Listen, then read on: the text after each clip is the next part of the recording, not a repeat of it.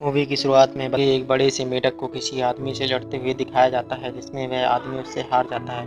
फिर युवान नाम का आदमी उस फाइट में 5 लाख की शर्त लगाने के लिए कहता है। उस फाइट में लड़ने के लिए एक विशाल दिव्यांत विद्या से बना एक रोबोट आता है। फिर फाइट शुरू हो जाती है। पहले फाइट में वह रोबोट के युवान को मारने का प्रयास करता है। इसी बीच युवान अपने छोटू पहलवान को, जो दिव्यांत विद्या से बना था, उसे आगे करता है लड़ने के लिए।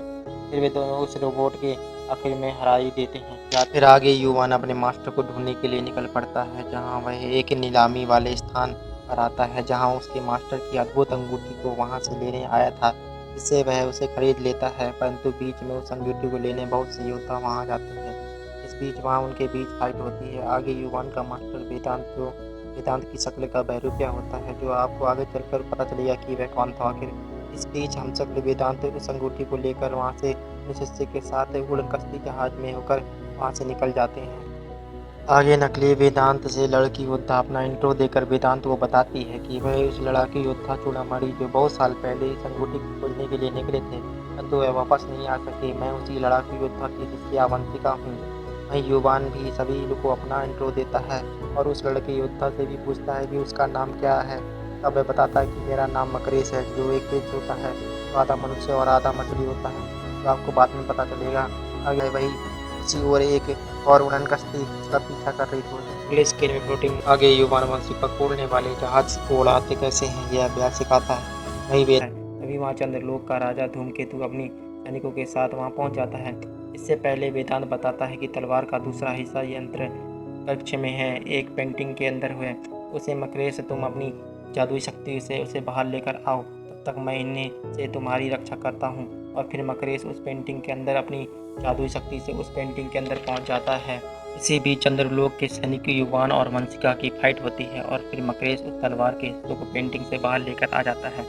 इसी बीच हमें पता चलता है कि वह नकली वेदांत असल में धूमकेतु का प्रिय शिष्य होता है, जिसने उसके साथ गद्दारी की थी और उसने वेदांत के चेहरे को धारण कर रखा था।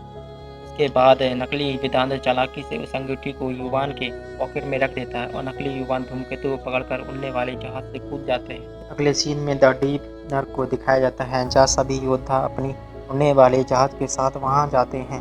वहां पहुंचने के पश्चात वे एक पनडुब्बी से उस स्थान पर जाते हैं, तलवार के तीसरे हिस्से नागमणि को ढूंढने के लिए उस स्थान पर जाते हैं। परंतु पहले से ही वहां चंद्रलोक का एक योद्धा वहां करके उस नागमणि को ले लेता है।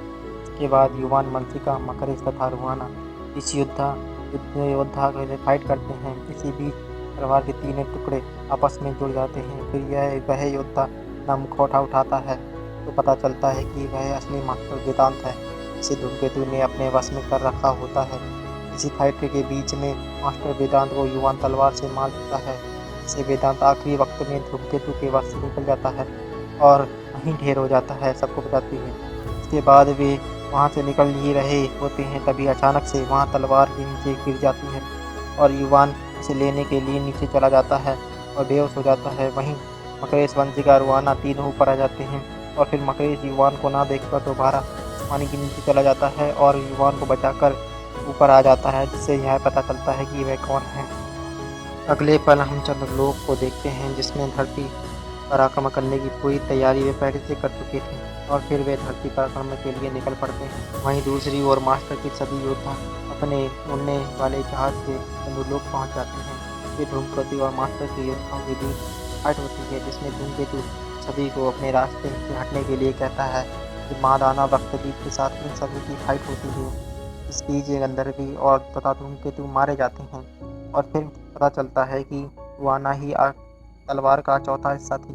वह फिर अपनी पूरी शक्ति तलवार में डाल देती है और वह भी मर जाती है। इसके बाद उस तलवार से युवान रक्तबीज को मार देता है, जिससे वह चंद्रलोक पृथ्वी की ओर नीचे गिरने लगता है। इसी बीच टुकटुक वहां अपने जहाज के साथ आकर सभी को बचा लेता है और मूवी का दी एंड हो जाता है।